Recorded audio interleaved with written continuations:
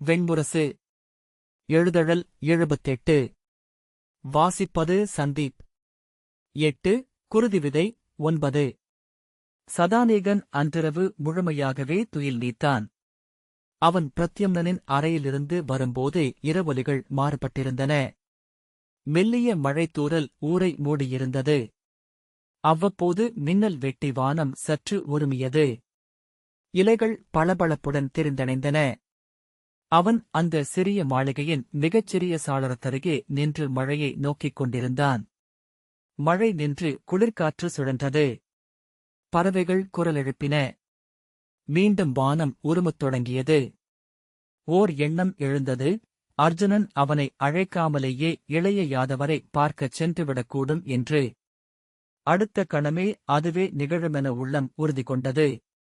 விடியலுக்கு அப்போதும் பொழுதிருக்கிறது என்று தோன்றியது. ஆனாலும் ஏவலனை அழைத்து நீராட்டரை ஒருக்கச் சொன்னான். நீராட்டரைக்குள் இருக்கையில் கூரைமேல் மழையின் ஓசை கேட்டது. வெளியே மழை பெய்யும்போது வெந்நீருக்குள் அமர்ந்திருப்பதன் மேய்ப்பு எழுகை எப்போதும் அவன் விரும்புவது. அங்கேயே அமைந்திருக்க வேண்டுமென விழைந்தான். கருவறையில் குழவி என.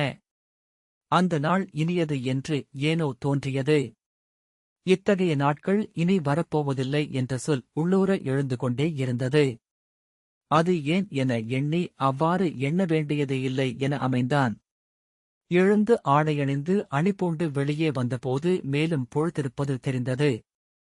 சிறிய ஒப்பருகையில் நின்று இருளில் பொழியும் மெல்லிய மழையை பார்த்துக் கொண்டிருந்தான். அந்த மழையை வேறு எவர் பார்க்கிறார்கள்? கீழே காவலர்கள் கையில் வேலுடன் சுவருடன் சாய்ந்து நின்றிருந்தார்கள். அவர்கள் மழையை வெறித்துக் கொண்டிருந்தார்கள். என்ன எண்ணிக்கொண்டிருப்பார்கள்? மழை அவர்களின் பணியை கடுமையாக்குகிறது. பிறர் வெறுக்கும் கோடை காலம்தான் அவர்களுக்கு இனியது. புரவி மழையில் நனைந்து தலை குனிந்து நின்றது. அப்பால் எங்கோ எவரோ பேசிக்கொண்டு புரவியில் செல்லும் ஓசை. மெல்லிய மின்னதிர்வில் தேர்க்கூரை பளபளத்து அணைந்தது. இடியோசை தலைக்குமேல் ஒரு பீடத்தை நகர்த்தி வைத்தது போல் ஒலித்தது. எங்கோ ஒரு கலம் உருண்டது. அடுமனைப் பணிகள் தொடங்கிவிட்டன. இன்னும் சற்று நேரத்தில் ஆலய பூசகர்கள் எழுவார்கள். அதன்பின் வணிகர்கள். அதன்பின் காவலர்களுக்கு மாறு செல்பவர்கள் சாலைகளில் செல்வார்கள். எல்லா ஊர்களும் ஒன்றே. எல்லா விடியல்களும் ஒன்றே. அவை ஒன்றென்றே இருப்பதே இனியது. ஏனென்றால் அறிந்த முகத்தின் அன்பு அதில் உள்ளது. என்ன எண்ணிக்கொண்டிருக்கிறோம்? அவன் புன்னகைத்தான். மழை ஓய்ந்து துளிவிட்டது. காற்றில் துளிகள் பிசிறுகளாக சிதறி மறைந்தன. இலைகள் ஈரம் விடுபட்டு எழுந்து பறக்கத் தொடங்கின. வானில் ஒளி எழுகிறதா என்ற ஐயம் எழுந்தது. கீழே மண்ணில் தேங்கிய நீரில் எல்லாம் மெல்லிய ஒளி பளபளத்தது. இளநிலமான காற்று எங்கும் நிறைந்திருந்தது.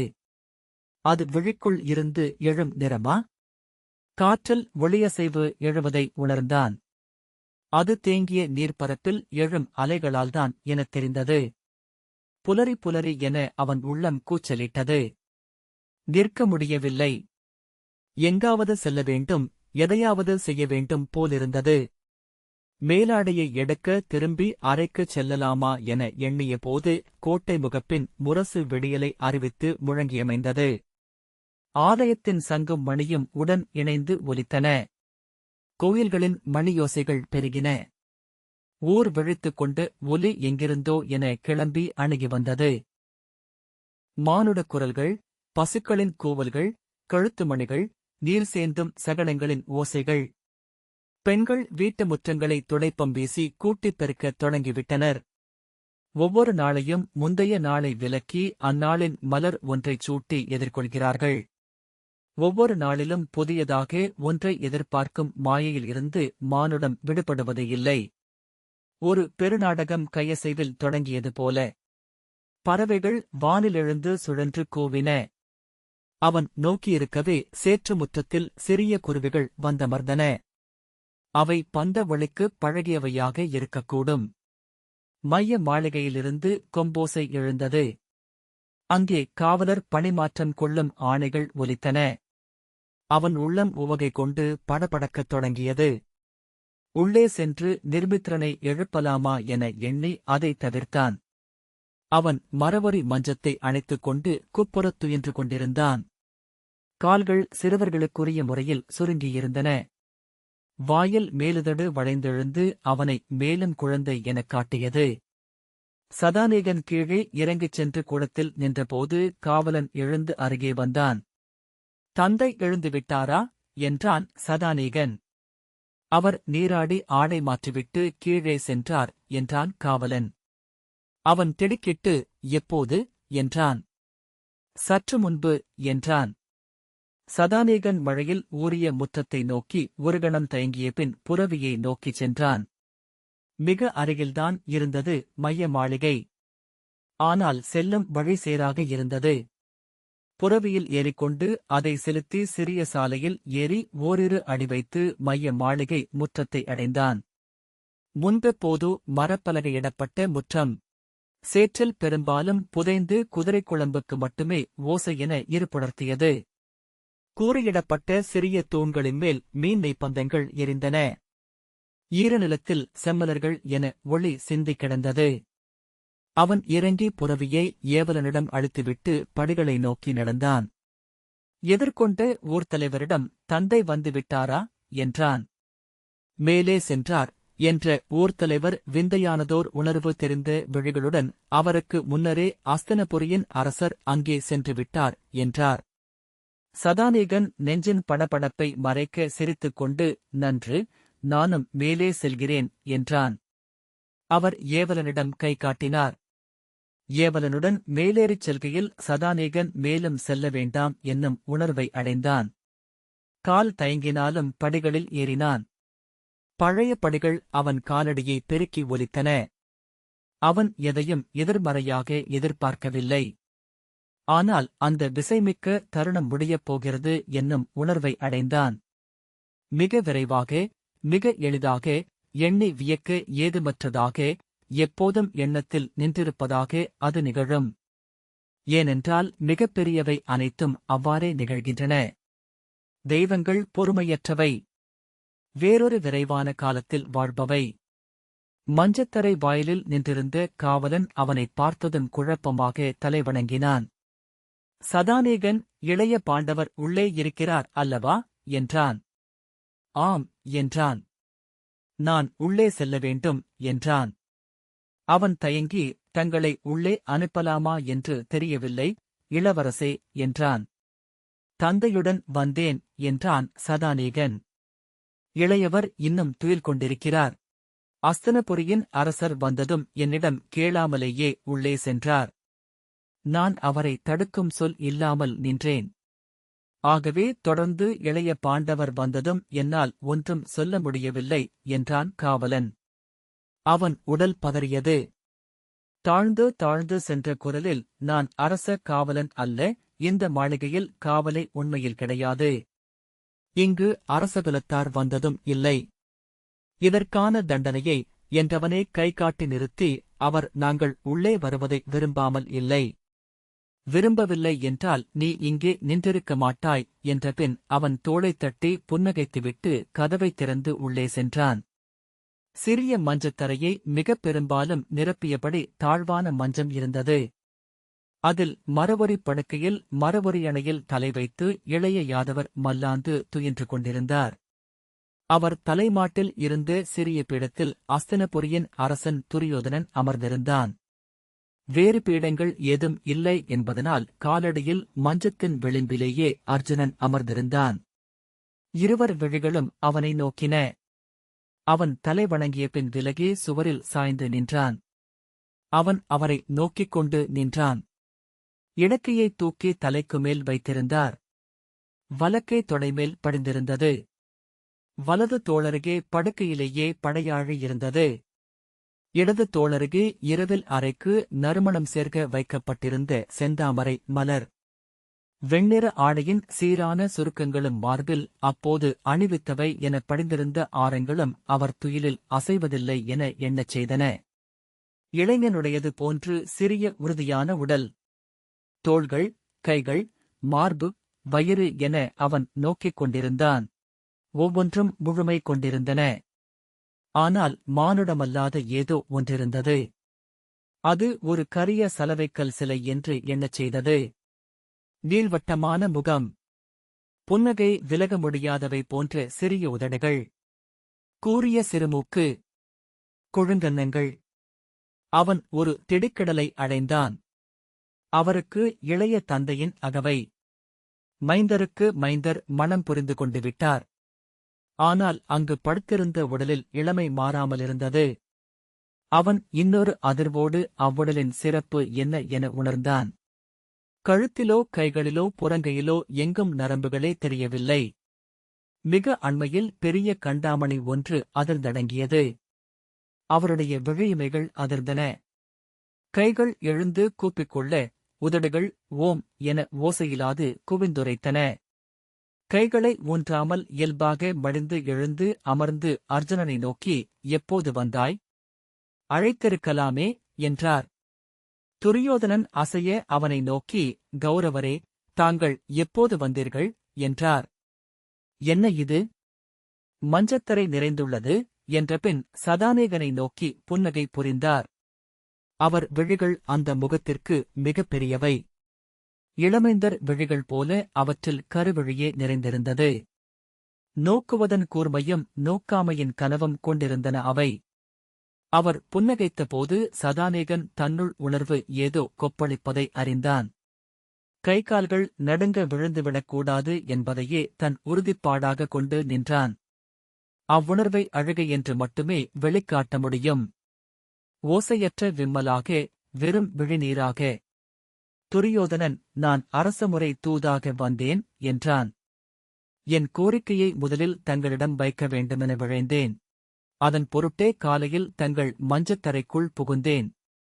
பொறுத்தருள்க, அவர் இங்கு எவருக்கும் தடையென ஏதுமில்லை, அரசே என்றபின் அர்ஜுனனிடம் நீ இங்கு வருவாய் என சொல்லவில்லையே என்றார்.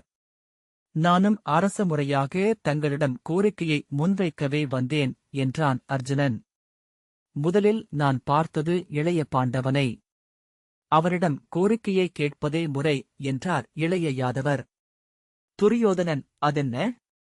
நான் முன்னரே வந்து இங்கே காத்திருந்தேன் என்று சொன்னான். ஆம், ஆனால் காலடியில் அமர்ந்திருந்தமையால் அவனையே முதலில் கண்டேன்.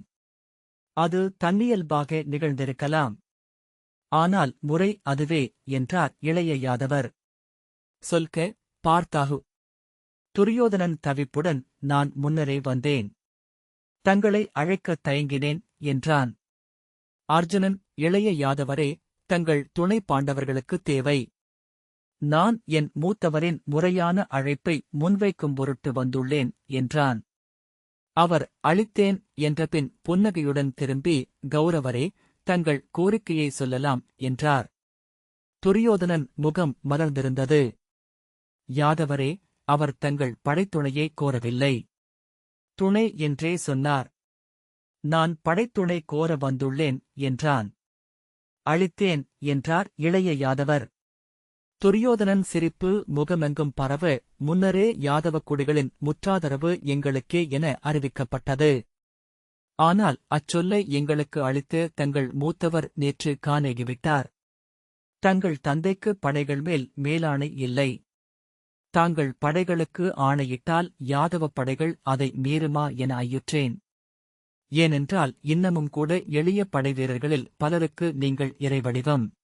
இப்போது யாதவ படைகள் எங்களுக்கு துணை நிற்பதை நீங்களே ஒப்புக்கொண்டு சொல்லளித்துள்ளீர்கள் என்றான்.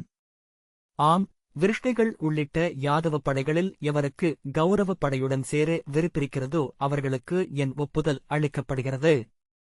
இதை அரசாணையாகவே அறிவிக்கிறேன். போதுமல்லவா என்றார் இளைய யாதவர். நன்று என்று துரியோதனன் சொன்னான். அத்துடன் தாங்கள் யாதவருக்கு எதிராக படைக்கலம் கொள்ளலாகாதென்று தங்கள் அன்னையின் ஆணை எழுந்திருப்பதாகவும் நேற்று அறிந்தேன். தங்கள் தந்தையும் அக்ரூரரும் தனித்தனியாக அதை அறிவித்திருந்தார்கள். ஆம் என்றார் இளைய யாதவர். அன்னையின் ஆணைப்படி என் மூத்தவரோ மைந்தரோ எனக்கெதிராக களம் நிற்க மாட்டார்கள் துரியோதனன், அறிந்தேன். ஆனால் அந்த ஆணை கிருதவர்மனையோ அக்ரூரரையோ அவருடைய மைந்தர்களையோ பிற யாதவ பெருவீரர்களையோ கட்டுப்படுத்தாது. அவர்கள் உங்களுக்கெதிராகவே களம் நிற்பார்கள் என்றான். அவன் சொல்ல வருவதை புரிந்து கொண்டு, ஆம் கௌரவரே, அவர்கள் எனக்கெதிராக களம் நிற்கக்கூடும். ஆகவே நான் வரும் போரில் என் கையால் படைக்கலம் தொடமாட்டேன் என்றார். இதையும் சொல்லுறுதியாகவே கொள்கிறேன் என்றான் துரியோதனன். கொள்க, இதையும் நானே அரச முறையாகவே அறிவிக்கிறேன் என்றார் இளைய யாதவர். துரியோதனன் புன்னகையுடன் அர்ஜுனனை நோக்கிவிட்டு, இது போதும். நான் வந்தது இதற்காகவே. நீங்கள் எவ்வகையிலும் பாண்டவர்களை விட்டு வரமாட்டீர்கள் என அறிவேன் என்றான். இளைய யாதவர் நகைத்து, என் அன்னையின் ஆணை எனக்கும் பெரும்பிடுதலையை அளித்தது கௌரவரே. நான் போருக்கெழுந்தால் எதிர்நிற்கும் என் மூத்தவரையும் மைந்தரையும் என் குடியினரையும் கொல்ல வேண்டியிருக்குமே என அஞ்சினேன். கொல்லவில்லை என்றால் கோழை என்று அறியப்படுவேன். கொடுத்த சொல்லுக்கு உறுதியற்றவனும் ஆவேன். இப்போது நிறைவு கொள்கிறேன். அன்னே சொல் மீற எவருக்கும் உரிமையில்லை. அதை க்ஷத்திரியரும் மறுக்க மாட்டார்கள். நாளை பாடவிருக்கும் சூதர்களும் மறக்க மாட்டார்கள் என்றார். அர்ஜுனன் புன்னகையுடன் அமர்ந்திருப்பதை ஐயத்துடன் நோக்கியபின் துரியோதனன் விழிவிலக்கிக் கொண்டான். போர் நிகழுமென்றால் நான் வெறுங்கையுடன் மட்டுமே கிளம்புக முடியும் பார்த்தா என்றார் இளைய யாதவர். தாங்கள் கிளம்புக வேண்டுமென்பது கூட இல்லை. துவாரகையிலேயே இருப்பீர்கள் என்றால் கூட எனக்கு மாற்று எண்ணமில்லை. தங்கள் அடியவனாக நான் களமிழ முடிந்தால் அது போதும். இளைய யாதவர் நகைத்து, நன்று. நான் களம்புக விழைகிறேன். உங்களை கைவிட்டேன் என்று ஆக வேண்டாம் என்றார். படைக்கலமேந்தாமல் போர்க்களம் புகும் உரிமை கொண்டவர்கள் இருவர். பறையும் கொம்பும் முழக்கும் சூதர், தேரோட்டிகள். நான் உனக்கு தேரோட்டுகிறேன். அர்ஜுனன் முகம் மலர்ந்து, என் புரவிகள் உங்கள் ஆணைப்படியே அடிவைக்கும் என்றான். இளைய யாதவர் துரியோதனனிடம், தேரொட்டியை தாக்க நெறியொப்புதல் இல்லை கௌரவரே. எனவே என்னை கொன்ற பழையிலிருந்து தப்ப யாதவருக்கும் வழியமைகிறது. கிருதவர்மனிடம் சொல்லுங்கள் என்றார். துரியோதனன், ஆம், அது நன்று. என்னையும் உளக்குழப்பத்திலிருந்து விடுவிக்கிறது இது. நீங்கள் படைக்கலம் ஏந்தாதிருக்கையில் நானோ அங்கனோ உங்களைத் தாக்குவது தகுமா என்றே உள்ளோர எண்ணிக்கொண்டிருந்தேன் என்றான். அங்கே நிகழ்வதென்ன என்று சதானீகன் வியந்தான். விளையாட்டு ஒன்றில் களம் பகிர்ந்து கொள்பவர்கள் போல அவர்கள் பேசிக் கொண்டிருந்தனர். அவர் இருவரையும் வைத்து விளையாடிக் கொண்டிருந்தார். அவன் எண்ணியதை கேட்டது போல் அவர் அவனிடம், அனைத்தும் இனிதே முடிந்தது அல்லவா? அவரவர் விழைந்தது போலவே என்றார். அவன் தலையசைத்தான். நன்று, நான் நீராடி ஒருங்கி வருகிறேன். இன்று நாம் ஒரு நல்லுணவில் ஒருங்கமர்வோம் என்றார் இளைய யாதவர். படகுகள் யமுனையின் அலைவழிமேல் எழுந்ததும் சதானீகன் நீள்மூச்சுடன் திரும்பி அருகே நின்றிருந்த நிர்மித்திரனிடம், இன்னும் ஒரு நாளில் இந்திரபிரஸ்தத்திற்கு மீள்வோம் இளையோனே என்றான். அங்கிருந்து கிளம்பும்போது ஒரு பெரிய விடுதலை என உணர்ந்தேன். இப்போது அங்கு திரும்புவது நெஞ்சை இனிக்க வைக்கிறது நிர்மித்திரன். இப்போது அங்கே நாம் பேசிக்கொள்ள நிறைய செய்திகள் உள்ளன. நான் சென்றதுமே ஏதேனும் சூதனை வரவழைத்து இவற்றை எல்லாம் பாடலாகப் பாடும்படி கோரவிருக்கிறேன் என்றான். ஏன்? நீ என்ன வீரச்செயல் புரிந்தாய் என்றான் சதானீகன். நான் புரிந்தவை வீரச்செயல்களா என்பதை அவர்கள் முடிவெடுப்பார்கள். இளவரசர்கள் ஆற்றுவதனைத்தும் வீரச்செயல்களே என்றான் நிர்மித்திரன். ஆனால் எண்ணிப் பார்க்கையில் நான் இழந்தது மிகுதி என எண்ணுகிறேன். சற்றே துயில் நீத்து நான் இளைய யாதவருடன் தந்தை பேசிய இடத்துக்கு வந்திருக்கலாம். சதானீகன் சிரித்தான். ஆனால் வராதது கூட நன்றே. நான் கதைகளை சொல்லி என்னை நிறைத்துக் கொள்ளலாம். அதற்கு மெய்நிகழ்வின் தடை இல்லை என்றான் நிர்மித்திரன். மூத்தவர் அனைவரும் இந்திரபிரஸ்தத்திற்கே மீண்டுவிட்டனர் என்று சதானீகன் சொன்னான். அபிமன்யு மட்டும் துவாரகையிலேயே தங்கியிருக்கிறான். அவன் உபப்பிலாவியத்திற்கு மீள விழையவில்லை. நிர்மித்திரன் ஏன் என்று கேட்காமல் அலைகளை நோக்கிக் கொண்டிருந்தான். பின்னர் போர் நிகழுமா மூத்தவரே என்றான். பெரும்பாலும் நிகழும் என்றான் சதானீகன். நாம் அதைக் கடந்து வாழ்வோமா என்றான் நிர்மித்திரன். அவனை திரும்பி நோக்காமல், பெரும்பாலும் வாய்ப்பில்லை இளையோனே என்றான் சதானீகன். சற்று நேரம் கழித்து திரும்பி நோக்கியபோது நிர்மித்ரன் நீரை நோக்கிக் கொண்டிருப்பதை சதாநீகன் கண்டான். அஞ்சுகிறாயா என்றான். அவன் திரும்பி நோக்கவில்லை. அவன் தோளில் கை வைத்து, இங்கே பார், அஞ்சுகிறாயா என்றான். அவன் கண்கள் கலங்கியிருந்தன. சிரிப்பை வரவழைத்தபோது முகம் கோணலாகியது. இல்லை என்றால் அது பொய் என்றான். சதாநீகன் நகைத்து, முன்னரே அறிந்திருந்தால் அச்சத்தை கடக்க முடியும் என்றான். ஆகஸ்டு, இதற்காகத்தான் நம் தந்தையர் முழுமூச்சாக முனைகிறார்கள் அல்லவா என்றான் நிர்மித்ரன். அன்று காலை புலி வாயில் மடியவிருக்கும் மான் விரைந்தோடுகிறது, அந்த கணத்தை நோக்கி என்றான் சதாநீகன். கவர்னரின் சப்ததள மண்டலியின் வரி என்றான் நிர்மித்ரன். எல்லாவற்றுக்கும் ஒரு வரி முன்னரே இருக்கிறது சதாநீகன். ஆம், நூல்களுக்கு வேறென்ன வேலை என்றான். மூத்தவரே, நம் தந்தையருக்கு உள்ளுணர்வு இருக்குமா என்றான் நிர்மித்ரன். நமக்கே இருக்கிறது, அவருக்கு இருக்காதா என்ன? இளைய தந்தை சகதேவர் ஒவ்வொன்றையும் முற்றுண்மையின்றி அறிந்திருப்பார். நிர்மித்ரன் விந்தைதான் என்றான்.